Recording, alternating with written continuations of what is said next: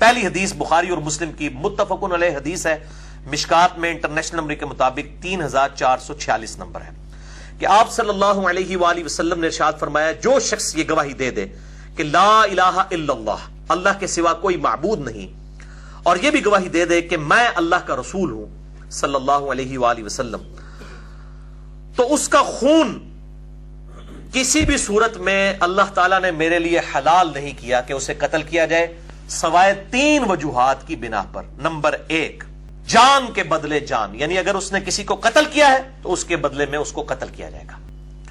دوسرا، آپ صلی اللہ علیہ وسلم نے فرمایا شادی شدہ زانی مرد و عورت ان کو بھی قتل کیا جائے گا سنسار کر کے، یعنی پتھروں کی بارش کر کے ان کے اوپر پتھر مار کر، زمین میں گڑھا کھود کر۔ اور تیسرا، آپ صلی اللہ علیہ وسلم نے فرمایا کہ جو شخص مرتد ہو کر جماعت کو چھوڑ کر الگ ہو جائے، یعنی فساد فی الارض کرنے والا۔ تو یہ یہاں پر کلیئر کٹ آیا کہ شادی شدہ مرد و عورت اگر زنا کریں گے ان کی سزا جو ہے وہ قتل ہوگی، سنسار۔ اس پہ اہل سنت اور اہل تشیع بلکہ پوری انسانیت کا اجماع ہے۔ یہود و نصارہ کے ہاں بھی تورات کے اندر، انجیل کے اندر آیات پائی جاتی ہیں، ایون ہندوؤں کی کتابوں کے اندر بھی یہ آیات اس قسم کی موجود ہیں جو ان کے بقول جو ہے وہ اللہ تعالیٰ کی طرف سے ریویلڈ ہے، اس لیے میں آیت کا لفظ اس کے لیے بول رہا ہوں۔ دوسری حدیث بھی صحیح بخاری اور صحیح مسلم کی متفقن علیہ حدیث ہے، اور مشکات میں اس چیپٹر میں پہلی حدیث یہی ہے 3555 مشکات میں، اور بخاری مسلم دونوں میں ہے کہ آپ صلی اللہ علیہ وآلہ وسلم کے سامنے ایک زنا کا مقدمہ پیش ہوا۔ ایک کنوارے لڑکے نے ایک شادی شدہ عورت کے ساتھ زنا کیا، تو آپ صلی اللہ علیہ وآلہ وسلم نے اس کنوارے لڑکے کو 100 کوڑے لگوائے اسی سورۃ النور کی آیات کے تحت، اور 1 سال کے لیے جلا وطن کر دیا، یعنی اس کو آپ سمجھ لیں کہ اس کے علاقے سے 1 سال کے لیے نکلنے کا حکم دے دیا، اور اس عورت کو رجم کیا گیا، سنسار کیا گیا۔ اور ظاہر ہے یہ دہشت کے لیے اتنی سخت سزا۔ تیسری حدیث بھی بخاری اور مسلم کی متفقن علیہ حدیث ہے، مشکات میں 3559 3559 ہے، اور بخاری مسلم دونوں میں موجود ہے، کہ ایک یہودی مرد و عورت کا جو شادی شدہ تھے ان کے زنا کا مقدمہ آپ صلی اللہ علیہ وآلہ وسلم کے سامنے پیش کیا گیا۔ تو آپ نے فرمایا کہ تم تورات لے کر آؤ، تورات میں تم کیا پاتے ہو؟ تو انہوں نے جھوٹ بول دیا یہودیوں نے، انہوں نے کہا کہ تورات میں تو یہ ہے کہ ان کو ہم جو ہے وہ کوڑے ماریں گے اور ان کو جو ہے وہ پبلکلی ذلیل کریں گے۔ تو آپ نے فرمایا رجم کے بارے میں کیا پاتے ہو تورات میں؟ انہوں نے کہا جی رجم کی تو سزا نہیں ہے۔ تو آپ صلی اللہ علیہ وآلہ وسلم نے تورات منگوائی، اور تورات کے سب سے بڑے عالم اس وقت تک اسلام قبول کر چکے تھے، سیدنا عبداللہ ابن سلام، جن کا ذکر قرآن میں اشارتاً سورۃ الاحقاف میں موجود ہے، تو جن کے بارے میں بخاری میں حدیث ہے کہ کس نے روئے عرش پہ چلتا پھرتا کوئی جنتی دیکھنا ہے تو عبداللہ ابن سلام کو دیکھ لے، یہ وہ ہے رضی اللہ تعالیٰ عنہ وعلیہ السلام۔ تو عبداللہ ابن سلام کو آپ صلی اللہ علیہ وسلم نے بلوایا، ظاہر ہے کہ آپ تو پڑھنا نہیں جانتے تھے، یہ آپ کی خصوصیت تھی، آپ امی تھے، تو انہوں نے تورات پڑھنی شروع کی، اور جن آیات کے اندر رجم کا حکم تھا اس پہ ہاتھ رکھ لیا۔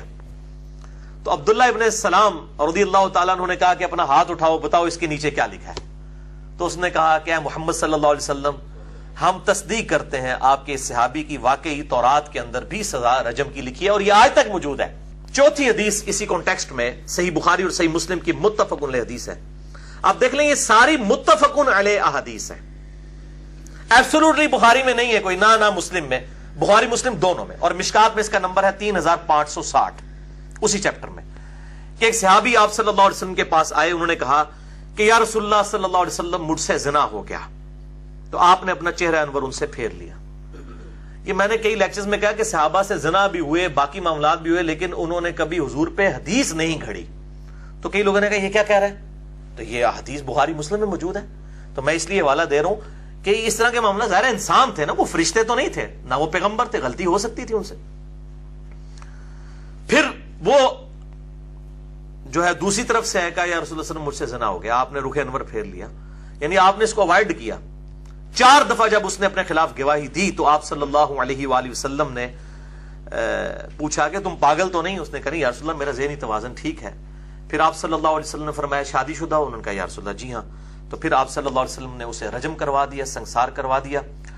اور پھر آپ صلی اللہ علیہ وسلم نے اس کے لیے کلمہ خیر فرمایا اور خود آپ صلی اللہ علیہ وسلم نے اس کے لیے نماز جنازہ بھی پڑھائی، اس کے لیے دعا فرمائی. الحمدللہ. یعنی یہ نہیں ہے کہ اب وہ اس نے توبہ کر لی تو اب اس کو بعد میں بھی مطعون کیا جائے گا، ایسا نہیں. پانچویں حدیث بھی بخاری اور مسلم کی متفق علیہ حدیث ہے، اور مشکات میں 3561 ہے، اور مشکات ہی میں 3562 بھی ہے، مسلم کے حوالے سے ڈیٹیل سے اور بخاری مسلم دونوں کے حوالے سے. یہ مشہور حدیث ہے، ماعز بن مالک اسلمی رضی اللہ تعالیٰ عنہ کی حدیث، کہ ان سے زنا ہوا، آپ صلی اللہ علیہ وسلم کی خدمت میں حاضر ہوئے، کہا یا رسول اللہ مجھے پاک کر دیجئے. تو آپ صلی اللہ علیہ وسلم نے فرمایا جاؤ اللہ تعالیٰ سے معافی مانگو، توبہ کرو، اللہ تعالیٰ معاف کرنے والا ہے. یعنی آپ نے وائڈ کیا. اس سے آپ کو یہ پتا چلے گا اسلام کنڈیم کرتا ہے کہ اس کو پبلکلی رپورٹ بھی کیا جائے. اب کسی سے زنا ہو گیا وہ توبہ کر لے، دیٹس اینف. ضروری نہیں اس کے اوپر حد جاری کی جائے جب تک کہ پبلکلی عدالت میں معاملہ رپورٹ نہ ہو جائے، جو میں نے شروع میں بتایا. اس کو پھر صبر نہیں آیا، دوبارہ حاضر خدمت ہوا، یا رسول اللہ مجھے پاک کر دیجیے. آپ فرمایا جا اللہ سے توبہ کر، اللہ معاف کرنے والا ہے. 4 دفعہ ایسا ہوا تو آپ صلی اللہ علیہ وآلہ وسلم نے، اب ظاہر عدالت میں معاملہ آ گیا، 4 دفعہ اس نے گواہی دے دی، قرآن میں بھی آیا 4 دفعہ گواہی، 4 دفعہ خود اس نے اپنے اوپر گواہی دے دی. تو آپ صلی اللہ علیہ وآلہ وسلم نے فرمایا اسے چیک کرو، یہ پاگل تو نہیں ہے، مجنون تو نہیں ہے. کہا کہ نہیں یا رسول اللہ صلی اللہ علیہ وسلم. فرمایا اس نے شراب تو نہیں پی ہوئی کہ نشے کی حالت میں نہ ہو تو یہ کام کر رہا ہو، اس نے نہ کیا ہو. تو لوگوں نے اس کے منہ کو آ کے سونگا، اسمیل لی، تو کہا کہ نہیں یا رسول اللہ صلی اللہ علیہ وآلہ وسلم اس نے شراب بھی نہیں پی ہوئی.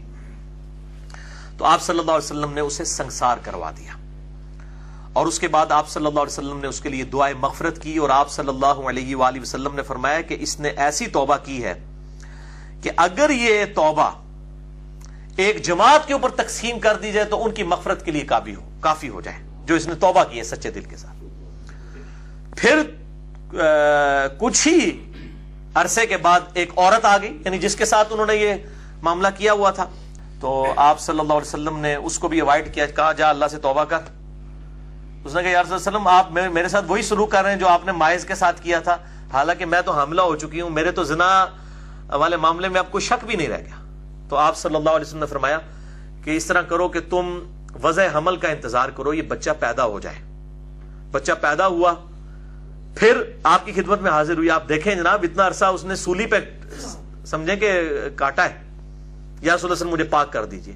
آپ نے فرمایا کہ اس عورت کو کہو کہ اب یہ اس بچے کو دودھ پلائے، کم از کم اس قابل کرے کہ یہ روٹی کھانے والا ہو جائے.